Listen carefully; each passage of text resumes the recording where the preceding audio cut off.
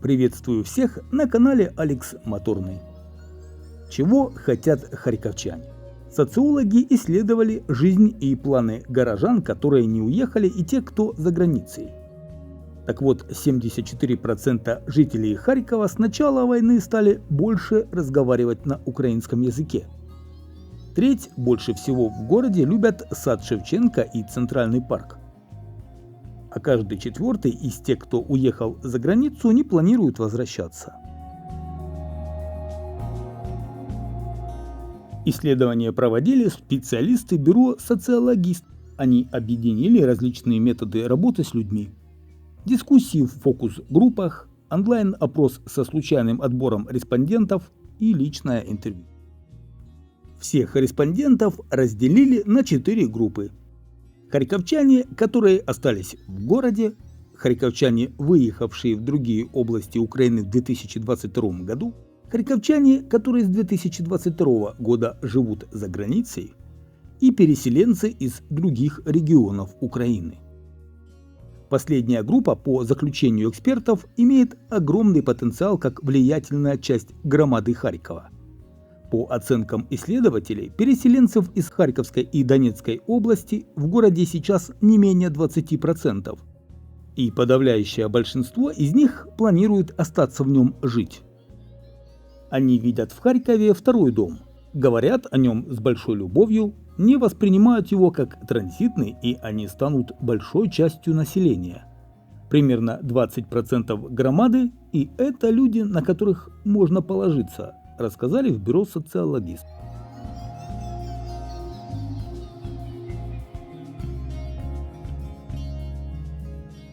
Среди харьковчан, которые сейчас находятся в городе, примерно 50% никуда не выезжали во время Большой войны. И столько же выезжали, но вернулись. Причем абсолютное большинство, 64% опрошенных, вернулись просто потому, что соскучились по дому. Среди харьковчан, которые остановились в других регионах Украины, большинство планируют вернуться. А вот за рубежом только 14% харьковских мигрантов имеют такие планы. Чем дольше будет длиться война, тем сложнее будет вернуть таких людей. Мы уже видим такую тенденцию. Это уже 14% людей, которые могут признать, что они не вернутся. Еще 12% колеблются с выбором, но я думаю, что большая часть из тех людей на самом деле склоняются к тому, чтобы не вернуться. Просто не говорят об этом, уточнили в бюро «Социологист».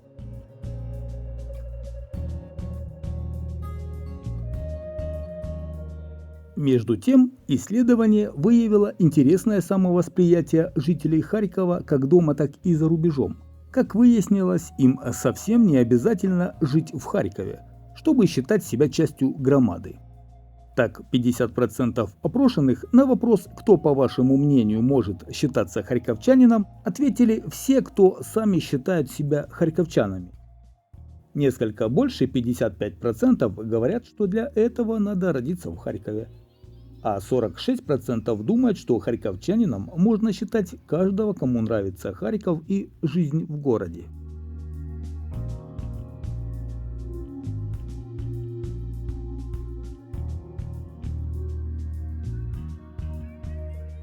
Социологи подтвердили общее мнение о том, что харьковчане любят свой город и имеют его положительный образ.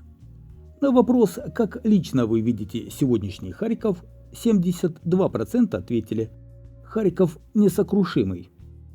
На втором месте по популярности утверждение «Харьков чистый и комфортный город». Больше всего в этом чистом и комфортном городе его жители любят парки. Более трети респондентов назвали сад Шевченко, Центральный парк или Саржин Яр своим любимым местом.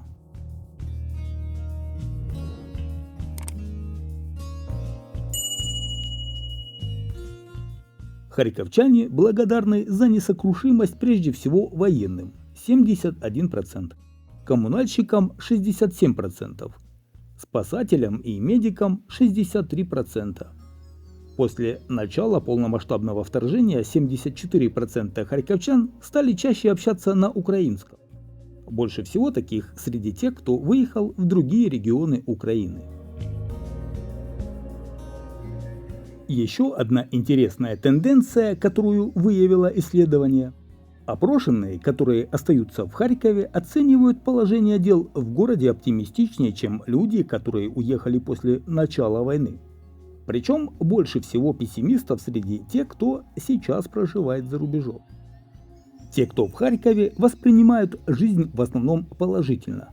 И мы видим, что город живет, все работает, мы ходим в кафе, рестораны, кинотеатры, магазины. И мы знаем, что жизнь в городе есть. Мы видим, как возвращаются люди, и хотим видеть перспективы города. Те, кто уехали, мне кажется, во-первых, они не видят, что происходит в городе. Когда они читают в телеграм-каналах «прилет, прилет, прилет», у них уже складывается представление, что здесь Алеппо, что здесь уже камня на камне нет, рассказала исследователям одна из участниц опроса.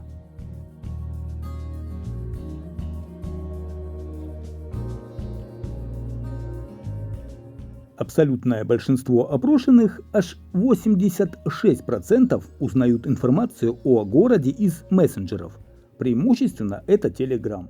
Даже общение с близкими и знакомыми в качестве источника информации лишь на втором месте с огромным отставанием 49%. То, что обычно называют официальными источниками информации, телевидение, радио и электронные СМИ, используют как источник информации о Харькове не более 20% респондентов. Уехавшие люди часто воспринимают ситуацию с безопасностью в Харькове гораздо острее, чем те, что находятся в городе, в эпицентре событий. Возможно, просто постоянный стресс вызывает адаптацию. Участники дискуссии отметили, что жизнь города в новостях освещается эмоционально, напряженно и часто только в негативном контексте. Те, кто в Харькове, воспринимают город куда более позитивно. Главной проблемой Харькова опрошенные назвали ситуацию с безопасностью – 88%. Половина недовольны проблемами в коммунальной сфере. Почти треть опрошенных назвали главной проблемой нехватку детских садов и школ. Отношение к метрошколе у них неоднозначное, то есть не всегда положительное.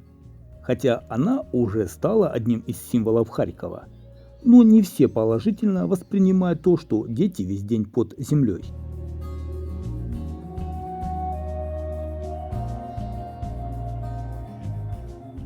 По словам исследователей соцопроса, в будущем отсутствие образовательных возможностей в городе может стать проблемой, ведь 74% респондентов после завершения войны видят Харьков городом образования и городом студентов, как раньше. В целом же мнение о будущем города одинаково оптимистичное как у тех, кто остался, так и у харьковчан в отъезде. 76% опрошенных сказали, что Харьков после войны будет безопасным или относительно безопасным городом. Большинство респондентов, 96%, уверены, что восстановленный после войны Харьков будет выглядеть лучше, чем раньше. При этом более половины опрошенных считают, что восстанавливать до состояния, как было, нужно только центр города, а вот спальные районы следовало бы перестроить.